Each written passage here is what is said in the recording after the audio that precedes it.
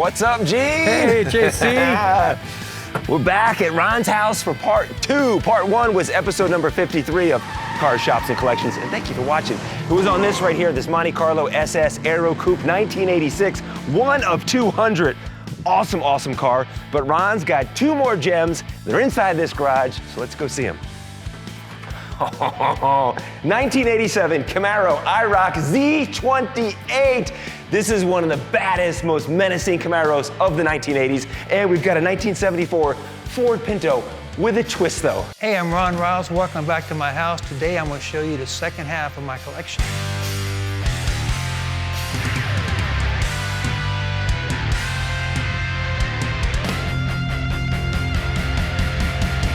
Ron, thanks for having us back there. I really appreciate it. Hey, good to see you again. The one thing I've learned about car enthusiasts, they've got one car, you meet them, you got one car, the Monte Carlo, more than likely they got 2 or 3 cars, and that's what you have. And I love your 1987 Camaro IROC-Z. This is iconic. When did you get it? I got this in August 2019. Okay.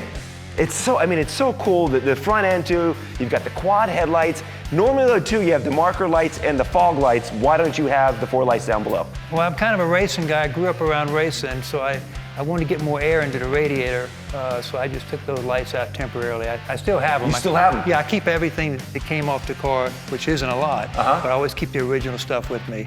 This is such a cool view, and the iconic IROC hood, these vents, they're just for show, right? Yes, yep. That's really cool. The one thing when I noticed though when I came inside here, it's such a cool car. You don't have the T-tops though. Correct, correct. The 87 IROCs, well, Camaros, they made 137,760 Camaros. Of those, 38,889 were IROC Z28s, and of those, 12,105 of them came with the 350 engines or 5.7 liter. This engine's actually the same engine that came in the Corvette at that time frame. No kidding. But the difference is the Corvette engine had the aluminum cylinder heads, which are lighter. This one has the steel. Okay. So it has 225 horsepower at 4,400 RPMs. This thing generates like 330 foot-pounds of torque. The engineers were concerned about that. The engineers were concerned about that, so they would not let the public order this car with this engine with T-tops or the Borg-Warner T5 manual transmission. Okay, so it's more of a safety thing. You have T-tops on here. Yeah, you might get into some trouble with that thing. Exactly. All right, the body itself, it's in great condition. Come around the back end here, Gene, and this is just so 1980s looking. The rear end, also too, by the way, U.S. Air Force, how many years? 23. 23 years. And when you retired, what level were you again? Top enlisted rank, Chief Master Sergeant. That's awesome. Thank you again for your service. Thanks a lot. And also, too, you were on Hawaii 5-0 for how many seasons? 8 seasons. 8 seasons. Ron, you're a fascinating man. You're a fascinating guy. Thank you. Okay, so you have the louvers back here on the trunk back here. Can we see on the inside? Yes, you may. All right. Actually, come around. It's on the driver's side. This is the original build sheet for the car. No kidding. Original build sheet for the car. Let me slide in here, Gene. Oh, that's smooth. Okay, so the original build sheet, that's such a cool thing to see right there. Yeah, this car came with a lot of documentation, which helped make me comfortable in buying it. 18,988 off the line, that's great. And these cars too, Jason Aker from Fast and Loud, I did an episode with him back in July. He was in here for Barrett Jackson, and I asked him straight up, I said, what's the next trend? What's the next hot car? This right here, IROC, this is the car. The old IROCs, the Camaros, Yeah. those are, That's the they're next really, thing? really That's scary. the next I one? think that's the next That's the next one. That's good to Yeah, know. They're gaining a lot of traction, and people that have a traditionally original car that's in really good shape, they're bringing all the money now. I really like it. I like it a lot. Okay, I do notice though, manual windows. Yes, this one has manual windows, and I'm okay with that. Yeah. You know, I really am. 80s as well. You Yeah, know? yeah, part of the 80s too. Yep, and they work quite well. It's got the Bose Delco stereo system. That's actually the original one there. That cost like $1,088 as an option. That was actually cost more than the 350 engine. The additional 350 engine was $1,045. It's 1987. You want to hear your Bon Jovi at peak quality right here. You know, this is actually a real fancy radio. You go back to 87, you got your cassette, auto reverse too. That's a fancy little feature. The bass as well controls AC in here. So, but if you would have the automatic windows, the controls would be right here. And also, if I'm correct, the controls on the IROC for the trunk release would be right here, which I think was a really bad design. Right. Because you're sitting here, there's a chance you're going to accidentally pop open the trunk. That's right. Yeah, they had some controls here, and they also had a console above. I think maybe that was a newer year. Right up here? Different years. But kind of splitting the T-top right here. They had it. Yeah, Can we see under the hood? Oh, yes, definitely. Interior's in great condition, by the way. This is great. And I love this. Yeah, I love this car so much. And Hemmings, they had an article talking about, too, the people that are buying these cars, Gen Xers. Because Gen X, you either had a friend that had this in high school or you wanted this car in high school and your parents wouldn't let you get it. Yep, definitely. It looks great. Yep, the 5.7 liter tune-point injection.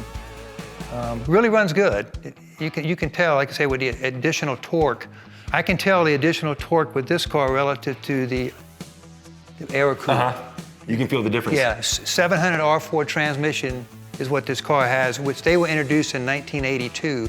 The 700 R4 replaced the turbohydromatic 350 back then.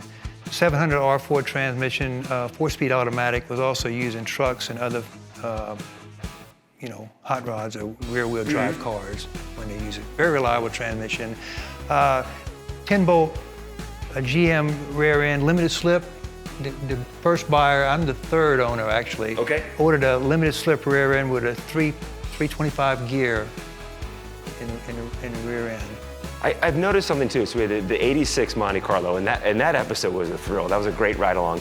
87 Camaro, 80s Air Force, #1 movie in 1986. Top Gun. Top Gun. We've got Maverick with us right here.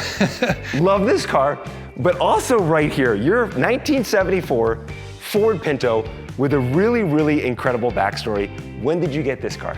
My parents, I'm originally from Charleston, South Carolina. My parents bought me this car in August of 1978. That was the start of my sophomore year of high school.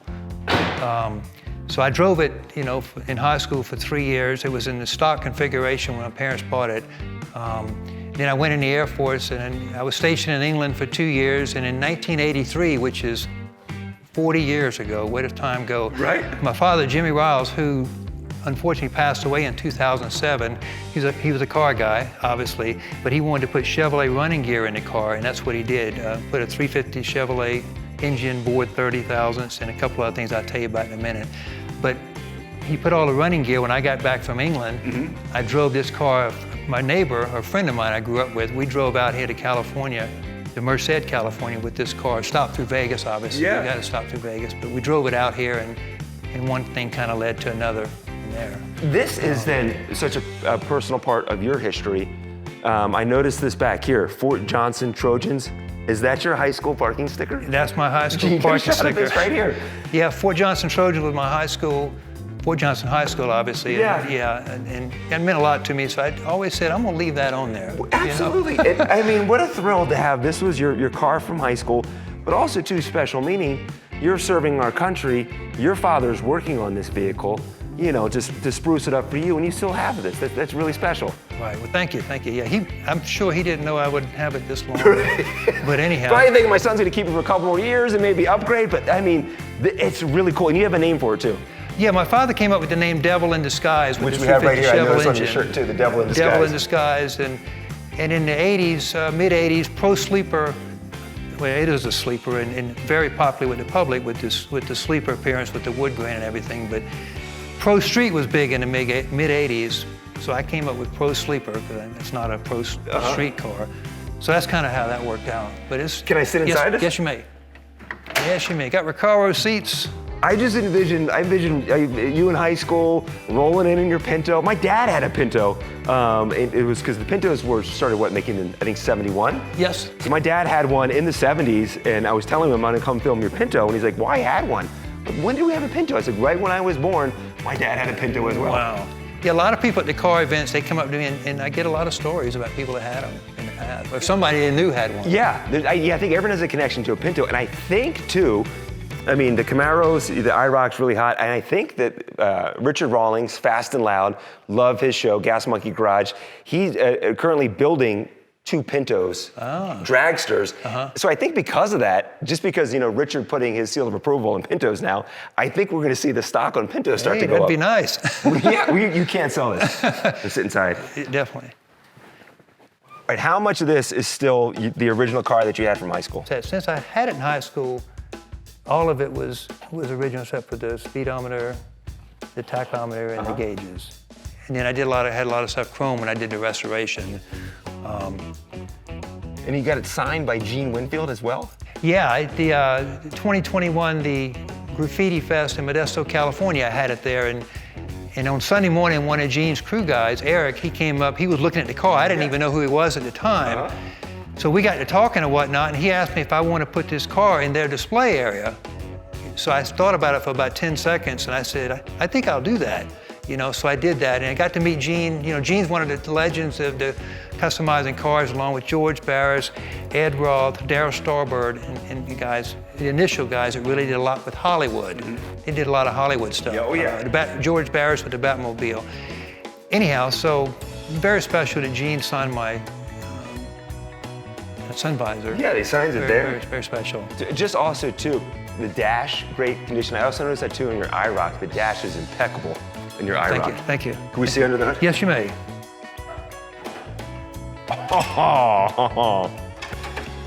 So I had a guy in California did a lot of airbrush work. Devil in Disguise is, like I say, my dad came up with that, that name, dubbed it the Devil in Disguise. 350 Boyd 30, it's got a Corvette crankshaft, 400 heads. It's got a 750 Edelbrock Performer carburetor, manual choke, Lakewood bell housing. Those exhaust manifolds, can't get headers on here because there's just not enough room. Okay. And I've had those high-performance ceramic coated a couple of years ago in North Carolina. But M21 4-speed, Hurst super shifter. It's a close ratio transmission. It's got a 12-bolt positive traction rear end with a 355 gear in it at this point. So it gets down the road pretty good. It does. Okay, there's no back seat, but is there any way we can do, Gene, would you be comfortable lying there as we do a ride-along? Sure. Could we somehow do a ride-along? Oh yeah, definitely. I've already did a dry run this morning, Gene. I'll show you, there's more room back there than you think.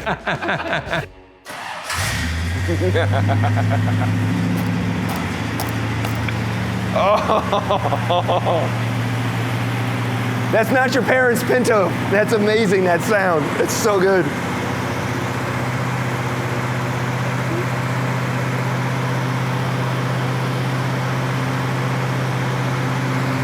We also soak in this garage for a second. I mean, how cool? The IROC, the Pinto. Outside, he's got his Monte Carlo, all his trophies that he's won from car shows from the 80s until now.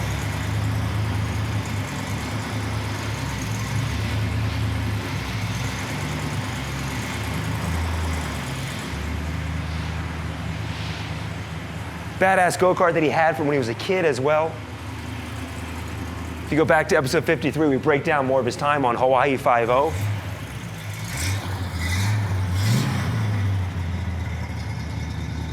How do you feel about getting this thing? Well, I gotta say, knowing what's under the hood, I'm a little scared.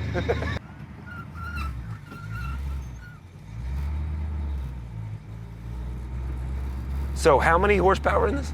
It's got around 300. I've never dynoed it or what have you, but it's got 10-to-1 compression. Got around 300 horsepower. We won't use all the horsepower, Gene, don't worry. When you drive this, do you have flashbacks to high school? Yeah, I do. Yeah. I do. And like I say, I plan on keeping the car because I want to keep having flashbacks. Right? Yeah, exactly. What a great time. CB? Yep. Do you have a cool like Air Force handle that you use? No, not right offhand. It's just up here. It's a great, smooth, comfortable ride. Gene, how's it back there? Rate the back seat, Gene. You know what? It's actually kind of comfortable. Yeah? Considering. It's very smooth.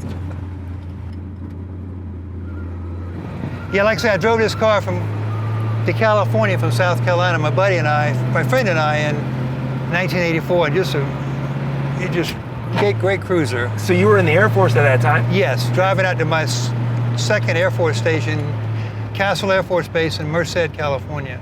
So going from South Carolina, how many days did you guys do it in? It was about 5. 5? Yeah. Actually it was 4, and we stopped through Las Vegas. Like I said, we had to do that. Uh-huh. Little did you know, isn't it funny? Stopped in Vegas to gas up and hang out. Yeah. Where life, and look at That's right. People love seeing the Pinto. How life would bring you here right now. That's right. It's comfortable. Original Pinto badge up here too. That's neat, man. Yeah. This is a nice ride. Thanks a lot.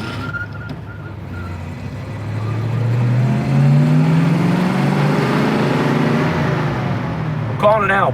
Pintos are cool again. That's a real treat, man.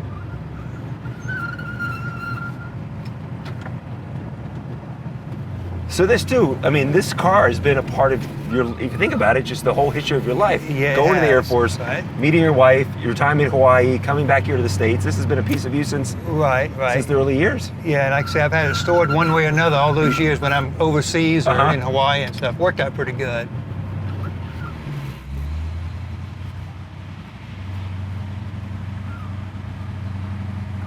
That was cool, man. That was fun. Gene, how was it? It was fine. Yeah? Yeah, it was great. Would you be able to do that driving across the country soon? Maybe not across the country. All right, Gene, good luck getting out. Let's get you out, buddy. I'll take a look at the speakers here while I'm here. There is an ashtray back here. Is there an ashtray? Yep, right there. Right there. Look at that. Well, Ron, thank you for showing us your complete collection. 1974 Ford Pinto. Unbelievable. I love the IROC 1987. When you're ready to sell, you got my number. This is I'll let you know. Such a cool car. I mean, even too, the wheels too, the gold wheels, fantastic. And then of course, episode 53 right there, the Monte Carlo SS, one of 200 on that car. Thank you for showing your cars, and again, thank you for your service as well. Thank you. Appreciate it, Ron. Yep, definitely. Thanks for watching. If you want your car, shop, or collection featured on the show, then shoot us an email at carsshopsandcollections@gmail.com. That's carsshopsandcollections@gmail.com. And thanks for watching, and be sure and subscribe so you don't miss any future episodes of Cars, Shops, and Collections.